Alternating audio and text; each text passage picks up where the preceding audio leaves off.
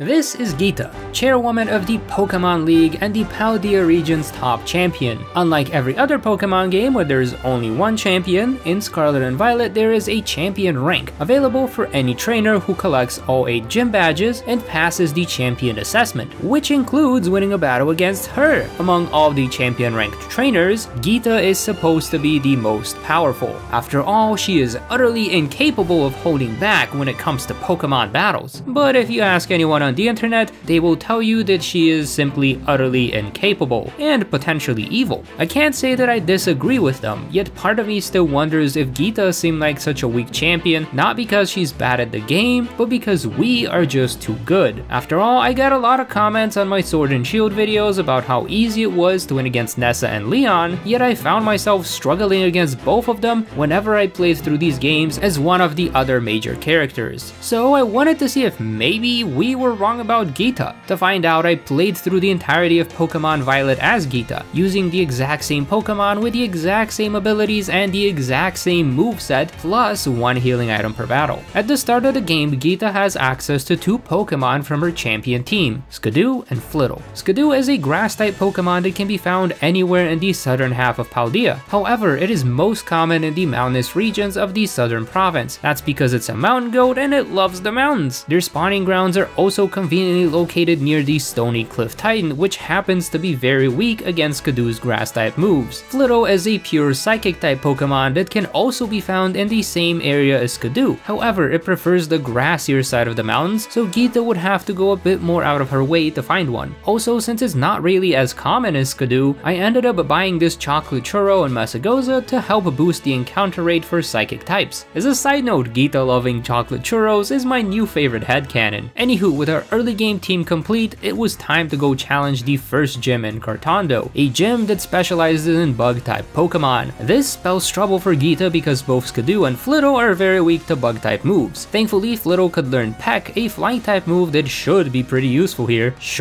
I decided to try it out on this gym trainer only to learn that Flittle's little Peck would be of no help at all. Sure, I could spam it against this Kricketune, but that's only because it didn't use any bug-type moves on us. I did manage to defeat the Pied Piper gym trainer who lured away the Smoliv with her Kricketune's tune, but I was going to have to come up with another plan for Katie. That plan was to go do the grass-type gym instead. Something new I learned is that if you do the Artisan gym test at nighttime, most of the Sunflora will be sleeping instead of standing around. Something else I learned is that the Sunflora that follow you around are rendered much better than the ones you battle. They may be the exact same Pokemon, but one of them has a lot more frames. Having collected all the sleeping Sunflora, I was now ready to face Brassius, the grass-type gym leader, and once again, Flittle's Peck, which is supposed to be super effective, barely does any damage. Not only that, but this pet Lil knows Mega Drain, instantly healing away any damage we do. That meant that Skidoo would have to carry the fight. The good news was that Skidoo's ability, Sap Sipper, was super useful here. Every time Skidoo is attacked with a grass-type move, Sap Sipper completely negates the attack and also boosts Skidoo's physical attack stat by 1 stage, which is equivalent to a 50% increase. And since Petlil only knows grass-type moves, our fluffy little mountain goat gets a little extra power every time it gets attacked. Brassius is smart enough to use Tackle with Smoliv, but it wasn't much of a threat. Now Sudowoodo, with its 115 base defense stat, almost double that of Skidoo's base attack, that will be a problem. A problem made worse by having it Terrastalize into a grass-type Pokemon, meaning I couldn't just attack it with Razor Leaf, a move that would have made this a very easy battle had it stayed a rock. Instead, I had to use Mudslap, a cheesy attack that lowers the target's accuracy by 1 stage each time it hits, drop a potion, and then hope he misses enough rock throws for me to knock it out with my weak tackle spam. Lady Luck was not on my side. However, my snarky friends Koramora and Captain Astronaut were. Good night. Yeah, there he goes.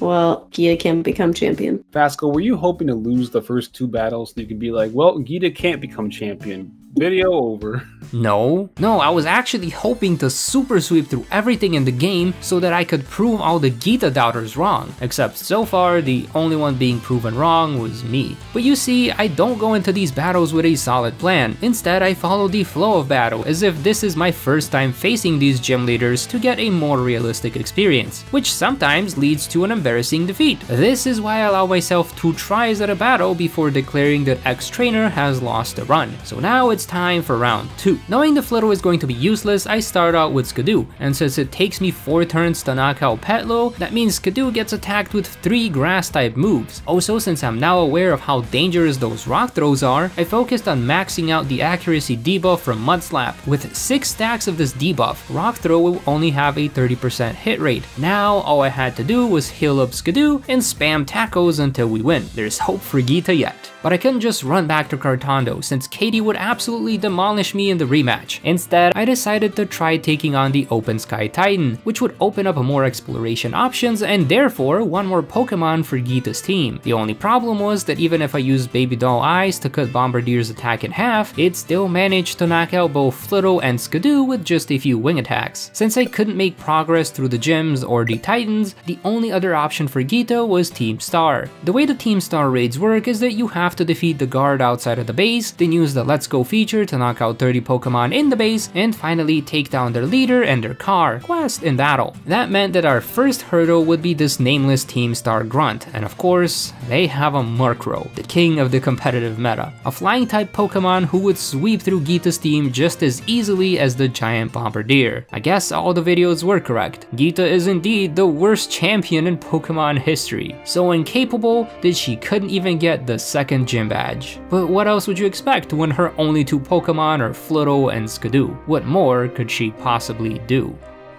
The light that guides all trainers. Glimmora is Geeta's ace Pokemon. Despite its very useful ability to scatter toxic spikes when hit with a physical move, she does not call upon its powers until the very end of battle. This very setup is why many think that Geeta isn't a good champion and go as far as to theorize that the two may have some dubious villainous connection. This entire time I've been playing the game without Geeta's ace, and since the other 3 Pokemon on her team are unobtainable at the moment, my only way out of declaring this run over is to ask for the help of Glimmet. So I transferred over an egg, hatched the ore Pokemon, and leveled it up using experience candies from some random Terra raids. Then I made my way back to Cartondo for a rematch with the Bug-type gym leader. Over the course of all these battles, Flitto had leveled up a bunch and learned Psybeam, a powerful Psychic-type move which ended up being much more useful than Peck, knocking out Nimble in a single blow and dealing major damage to Tarantula, then finishing it off with a quick attack. Being this overleveled made me think that maybe I didn't need Glimmet after all, but Katie quickly managed to counter that thought with her buggy Teddy Ursa. Skidoo was holding out pretty well with his Mud Slap strategy, but it also went down to a Fury Cutter. We definitely needed Glimmet to win this fight, which Geeta did with a single ancient power. Having finally claimed the second gym badge, Geeta got the confidence to rematch the Open Sky Titan, once again winning easily thanks to Glimmet's rock type moves. She could also take revenge on that Murkrow guarding the Team Star base, however Giacomo and his Ponard were still too strong for Geeta's team. Even the Glimmet was powerless against it. The good news was that I now had Ponard in my Pokedex and could see exactly where it might show up, so I tried looking around the lighthouse and the inlet grotto, but came out empty-handed. Anywho, I decided to head towards Levincia and catch one of the Veluza which spawn in the waters nearby. I also went into the local sandwich shop to look for a recipe that might help me find a Ponard, and thanks to having that second badge, I actually found one, the Ultra Avocado Sandwich. Now all I needed to do was ride around the East Province Area 3 and look for one. I even ignored the giant earthworm because I was on a mission that I was failing because the only dark types I ran into were Bramblin and Sableye, and in post I learned that Bramblin aren't even dark types, they're grass and ghost, yet I saw more of them than I did of Ponard. And as if things weren't going bad enough, a Sableye from inside a wall randomly forced me into battle and then glitched me into the wall as well. Oh, I really hope they fix this game soon. Since the tunnels were a dud and the lighthouse was a dud, the last place I could go look for Ponard was back at the canyons near Artisan. All I had to do was leave town from the pool area, and would you look at that? Ponard everywhere, finally! With a nearly complete team, it was time to rematch Giacomo. Flitto wasn't going to last long against Ponard's Fury Swipe attacks, except it did. I've been struggling for so long that the game took pity on me and triggered the affection mechanics, allowing Flitto to survive at 1 1 HP. Sigh. My own Ponard was able to finish off the fight with a low kick, and that did the same to the dark type Room, although I did have to use a healing item to keep it from fainting, except I can't go around using normal potions anymore, otherwise the rest of the run will be plagued with its cheesy affection mechanics like surviving at 1 HP, landing a lot more critical hits, and dodging any attack 10% of the time. So I had to go and sell all of my potions and buy a bunch of herbal medicine from Chansey Supply instead. Herbal medicine are very bitter, and they reduce your Pokemon's affection, so as long as I use them to heal up my team, I shouldn't be getting any more affection effects triggering in this run. After my little shopping spree, I quickly took down the second team star leader Mela thanks to Veluza's super effective water type moves and Glimit's ancient power. Then I returned to Levincia to rematch Iono, because even though I didn't mention it earlier, I did try to battle her before looking for Ponard and lost. Flitto is still pretty useless here, doing some minor damage with its Psybeam and quick attacks before getting knocked out. Veluza comes out next since it knows Ice Fang, and Ice is strong against flying. However, Iono's team is all electric types, which easily knock out our water Veluza. You know what is strong against electric types? Ground type. That's it. Good news is that we do have a ground type move, the infamous Mud Slap. The not so good news is that Mud Slap barely does any damage. And Belly Bolt manages to paralyze us, meaning we will not be able to act 25% of the time, or in my case, any percent of the time. I healed up Skidoo and set up a Leech Seed, which drains 1/8 of Belly Bolt's health at the end of every turn, and also heals us a little. It was a very cheesy strategy, but it worked. That knockout leveled up Skidoo, and our grassy goat got the opportunity to learn a new move, Bulldoze, a physical ground type move with 60 base power and the ability to lower the enemy's speed stat every time it hits. This was just what Geeta needed to turn the tides of the battle. That left Iono with just her Mismagius, which she terastallizes into an electric type, and since Mismagius has the levitate ability, she is now immune to ground type attacks. Needing to gain the upper hand, I send out Ponard next and use Scary Face to cut Mismagius' speed in half. Of course, she had more tricks up her giant sleeves, attacking with a Charge Beam, which not only does major damage, but boosts her special attack stat by 50% each time it hits, and Mismagius only uses special attacks. Once again, Glimmet was Geeta's only hope, and this time I needed to terastallize. Since my Glimmet's Terra type was poison, it would become a pure poison type Pokemon, but other than the type change, terastallization comes with another hidden benefit. In Pokemon games, if you use a move that is the same as the user's typing, you get a 50% damage bonus called the same type attack bonus, or stab for short. Terastallizing changes a Pokemon's type for incoming damage, but acts as a third typing for outgoing damage, so my poison type Glimmet would get a double stab bonus if it uses a poison type move, which was still somehow not enough to get the KO. Iono confused Glimmet, and of course instead of attacking, we hit ourselves in confusion the next turn and nearly get knocked out with a Hex. With one turn left to go, Glimmet managed to snap out of its confusion and land one more Venoshock, knocking out Iono's last Pokemon. We were this close to losing the run, but I guess Glimmet really is Geeta's ace for a reason. With 3 gym badges at hand, we take down the giant Earthworm using Veluza's water type attacks, and then try to take on the poison type base, except we nearly lost to this kid guarding the gates with his Gulpin and Shroodle, so I made the executive decision to skip Atticus for the time being. Instead, I made my way to Cascarafa, bought some shoes that vaguely resembled Geeta's flippers, and then chased after Kofu through the desert, ignoring the giant metal Donphan who we'd totally lose to. Not speaking from experience or anything.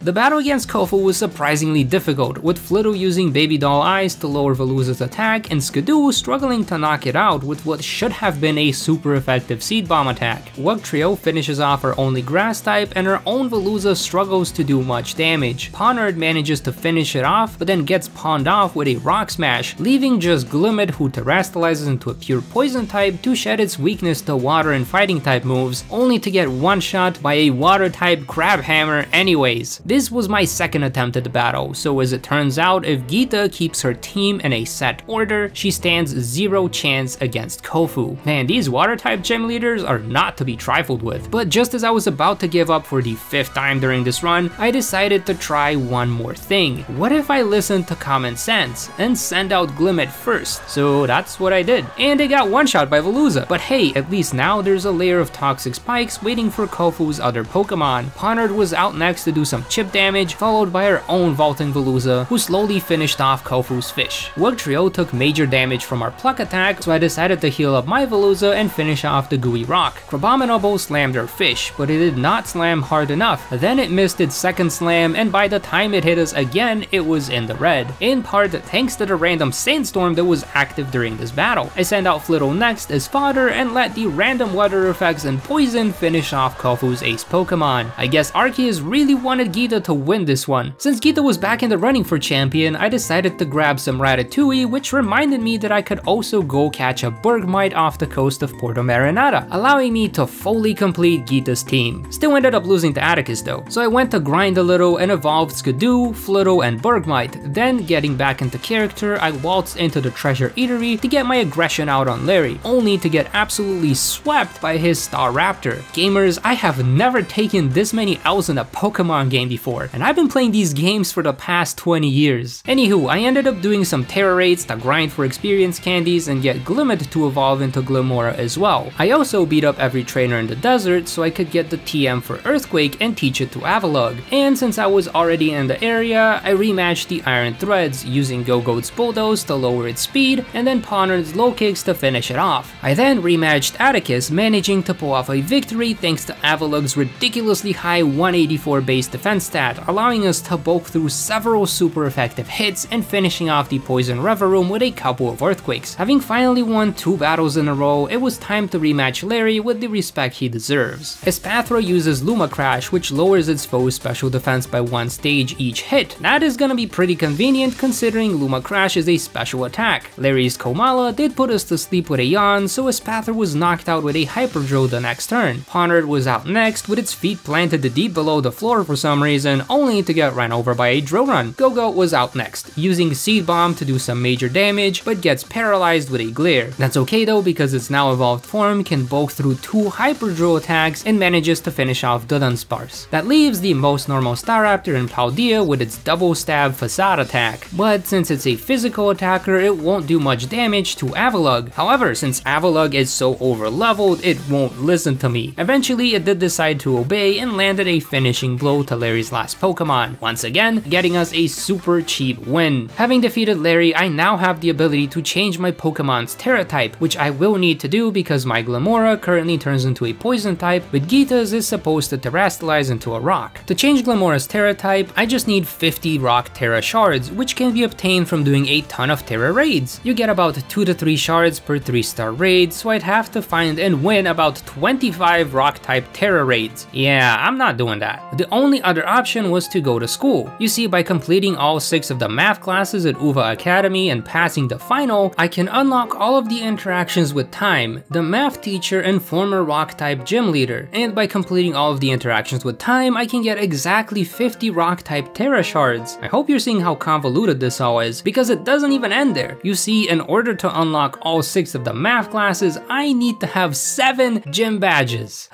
So I had to make my way up to Montenevera and challenge Time's younger sister Rhyme to battle. Oh yeah, and she does double battles for her gym. Espathra uses Disarming Voice, which hits both Pokemon and breaks Mimikyu's disguise, an ability which effectively negates all damage done to Mimikyu and only chips away 1/8 of its health when it breaks. Rhyme didn't like my little tactic, so she finished off Espathra with a Shadow Sneak, while I finished off Bayonet with a Seed Bomb. That KO made the crowd go wild and boosted my Pokemon's attack and special attack stats by 1 stage. But it wasn't good enough to get another knockout on the next turn. I decided to heal up Go-Goat with an Energy Root and used Aqua Jet to quickly finish off Mimikyu before Houndstone attacked with its Phantom Force move. It was time for Rhyme to Terrastalize and for me to finish off Houndstone. However, the crowd was on Rhyme's side, boosting all of her final Pokemon stats by 1 stage, and that was all she needed to finish off Go-Goat, then take out both of my Pokemon with a Discharge. Geeta was once again put in a corner, but this time she had enough Pokemon to just brute force herself to victory without all the extra luck or cheese needed to win the past 2 badges. The ridiculousness of this run was making me emotionally unstable. Good thing that the next gym test was all about ESP, Emotional Spectrum Practice, where all we had to do is mimic the emotion that this gym teacher was showing. Recall something that made me angry? Is this entire run an option? No? How about the fact that I lost my first battle against Tulip? Here's how the second one went. Espathra tried to do some damage to Ferrotheric, but this thing knows Bite, so she doesn't last long. Avalugg also knows Crunch, punch, which would be super useful in this fight if only Tulip would stop making us flinch with Zen headbutts. Gardevoir is out next, and since Avalugg has 0 special defense, Veluza has to come out next and finish off the Gardevoir itself. Tulip's Espathra has a better moveset than ours, of course it does, she's not even champion. But good thing Pawner knows Night Slash, a powerful dark type move. Gogoat tanks the Moonblast that Pawner couldn't, and hits back with a Seed Bomb, but it goes down before the final attack. Since Terastallizing wouldn't help me here, I just go for the Power Gem, which was strong enough to finish off Flawgrass and get us the 7th gym badge. Finally, I can take the last math class and learn about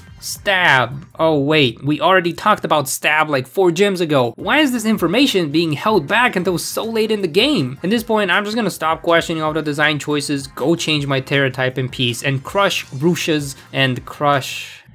Okay, finally, something that doesn't get one-shot by Grusha's first Pokemon. But since it took so much damage already, I had to use a max potion to heal up Avalugg. You might be wondering, why am I back to using potions? Well, that's because the best herbal medicine only heals 120 HP, which is a lot less than all the HP with a max potion. Anyways, we take turns spamming Earthquake at each other, and eventually the Bear Tick goes down. Cetitan is also pretty bulky, being able to outlive Avalugg, but not Veluza. The Frozen Altaria hits us with a Hurricane while we attack with a Psycho Cut. The only difference being that Hurricane has a 70% hit rate, meaning we get to dodge most of its attacks and finish off the battle without the help of Glimmora. At this point, we had so many Pokemon that the False Dragon Titan couldn't do much against this False top champion. Ortega lost to my bulked up Gogoat, and Eri absolutely destroyed Geeta's team. I even went out of my way to fully evolve Pawner all the way up to King Gambit and still lost, even on my second try. Defeated yet again, Geeta's only other option is to go face the Elite Four, trainers who she canonically strong-armed into joining. Trainers like Rika, who specialize in ground-type Pokemon. The thing is, ground-type Pokemon happen to be very weak to water-type attacks, so Veluza easily swept through most of her team. Her Clodsire was the only Pokemon that could withstand her liquidation. Rika did try to Poison Solace with Protect, but we accidentally froze Clodsire, making it unable to move and finished it off. All this with just one Pokemon. It almost felt like I'm playing a whole different game all of a sudden. Okay, maybe things will be a little different with Poppy, the Steel type user. You might be wondering why I'm starting off with King Gambit. That's because I completely forgot to heal any of my Pokemon between battles. He did manage to take out Caparaja, but couldn't do much against the iron defenses of Corviknight. Avalugg managed to do some major damage to the bird using Avalanche, but couldn't bulk through its body press attacks, which do damage based on the user's defense, and Corviknight just set up for that last turn. I was in trouble, yet again. But Veluza came in clutch, freezing a Pokemon 2 battles in a row. Unable to move, Corviknight was defenseless against her onslaught of attacks. Sadly, we did lose Veluza to the poison from the previous battle. Poppy's Magnezone set up a light screen while our Gogoat started bulking up, boosting its attack and defense stats by 1 stage. Then we switched to using Hornleech, a grass type move that also recovers some of the user's HP. This allowed Gogoat to tank through another Flash Cannon and finish off Magnezone. After healing up, I decided to max out on bulk ups since Bronzong was barely doing any damage with its Zen headbutts. That left Poppy with just her Tinkaton, whose double stab Gigaton Hammer barely scratched her HP. Gogoat truly was the MVP of this battle, just like Larry is the MVP of this game. So Espathra was back in action to Lumina crash his Tropius before it could charge enough light for a Solar Beam. Staraptor knocked itself out from the recoil of a Brave Bird attack, and Altaria finished off Espathra after tanking a Dazzling Gleam. Gogoat was out next to play rough and knock out the Fluffy Dragon, but got cut down by Oricorio's Air Slash. I thought Veluza would be a good option with its Ice Fang attack, but it got confused and knocked itself out after a couple turns. The reason I didn't send out Avalugg first is that it couldn't do much against Oricorio's special attacks, but it was bulky enough to survive and land an Avalanche. That left Larry with just Flamigo, who used Close Combat to finish off Avalugg, except that move also lowers Flamigo's defenses by 1 stage. He used it a second time to one-shot King Gambit, so when Glimmora came out, Flamigo was 1 tap away from breaking. With Larry defeated a second time, all that was left was Hassel, the Dragon type expert. The thing about Dragon types is that they're really weak to Ice and Fairy type moves, and Geeta's team has just the right amount of coverage. His Baxcalibur caliber was the only real problem since it was able to finish off Veluza and flinch Go-Goat, but it failed to one-shot King Gambit, who used Cult Out Cleave to chop off half the dragon's health. The other half could easily be taken care of with Glamoura's Dazzling Gleam. I guess the one thing this game did not lie about is the fact that Geeta can indeed take down every member of the Elite Four. What they failed to mention is that they are just about the only trainers she can actually win against. Well, I suppose that leaves one more question. Is Geeta truly the strongest of the champion-ranked trainers? To find out, all I had to do was go and battle every known champion-ranked trainer, and according to this book in Uva Academy, that means I have to battle Nemona, Penny, and Arven. Out of those three, Nemona was the most elated about her battle. She starts out with Lycanroc and sets up Stealth Rocks while our Spathra sets up a Reflect, which will lower physical attack damage for 5 turns. It was a great call since Nemona decided to attack us with Stone Edge, a physical move, but Spathra could now survive and take down Lycanroc with 2 Lumina Crashes. Palma was out next, outspeeding our fabulous Ostrich and knocking it out, but also losing its electric typing. Not a problem for me. I tried to use close combat against Go-Goat, but that just made it easier to take down or to play rough. Goodra was out next, dealing major damage with Sludge Bomb and Ice Beam. However, Dudunsparce was going to be the real problem, due to how bulky it is, but Avalugg happens to be bulkier. Her penultimate Pokemon is an Earthworm, whose Iron Tail is too strong even for Avalugg, and it nearly one-shots King Gambit with a Body Press, but her Supreme Overlord survives with a few HP to spare, and Kautal cleaves the worm away. That leaves Nemona with just her Skeledirge, which she terastallizes into a pure Fire type, a type which happens to be very weak to rocks. Since we were near the school in Masagoza, Penny would be our next target. Clavel tried to stop us from entering the school, and of course, Geeta stood no chance against the principal. Good thing he's not in the champion rank book, otherwise I would have lost this run a 3rd time. Penny was not too keen to battle, and she spent most of the match spamming Baby Doll Eyes at my team to lower our attack. Her Sylveon was the only Pokemon that actually tried to do damage, but it couldn't take down King Gambit, who finished it off with an Iron Head. That just leaves Arven. Now, I already know that Arven can win against Geeta, however, this Arven Skullvillain couldn't take down Veluza, and his Toadscrew missed a crucial Power Whip, which allowed Geeta's Fish to sweep through his team. Go-Goat could counter Cloyster, and Avalugg is too bulky for Mabostiff. And just when I thought I was done with this run, Arven reminded me that there is one more champion-ranked trainer to face. That's right, Professor Turo, Arven's father, is also a known champion-ranked trainer, which means I have to make my way all the way down to the bottom of Area 0 and challenge him to a battle as well. Espathra desperately tries to use Quick Attack against the Iron Moth, only to get swept over by a Sludge Wave. Veluza can counter here with an Aqua Jet, but can't do too much against the Iron Jugulus. King Gambit can, but he can't catch these hands, these Iron Hands. Go-Goat struggles in this fight as well, since Iron Hands uses Drain Punch to restore its health, meaning Avalugg has to come in to finish it off. Iron Thorns couldn't bulk through her Earthquake, but Iron Bundle didn't bat an eye. And I just left Glamoura, who terastallized and finished it off since it decided to set up a Snowscape instead of attack. Turo's final Pokemon was Iron Valiant, who one-shot Glamoura with a Brick Break. Yeah, Geeta stood no chance here. I did eventually find a way to cheese this fight by leading with Glamoura, but even then, Geeta barely managed to scrape through. I guess it makes sense for her to lose to AI Turo here, because AI Turo was trained on Pokemon battles by observing previous champion fights, and since Geeta is basically involved in every single champion related fight, he has a lot of data on exactly how to beat Geeta. So technically, Geeta, not top champion, Turo and or Sada, depending on the game you have, actual top champion. Overall, Geeta isn't just incapable of becoming champion in her own region, her team struggles against almost every gym leader, and I have never lost so many battles in a character run before, although this may change as I cover all the gym leaders in future videos. Maybe they made the gym circuit a lot harder in this game compared to Sword and Shield, but for now, all I can say is that the sentiment online is very much true. Geeta is one of, if not the worst champions we've ever had in a Pokemon game. Just don't go blaming it on her Go-Goat, okay? That Pokemon was actually pretty good. Also, I am a bit curious, if you could redesign Geeta's team so that it stands out as the top champions team, what Pokemon would you give her? Let me know in the comments below. I look forward to seeing what you lot come up with. If you enjoyed this video, consider subscribing so you don't miss my future character runs. Thanks for watching, and I hope to see you in the next one.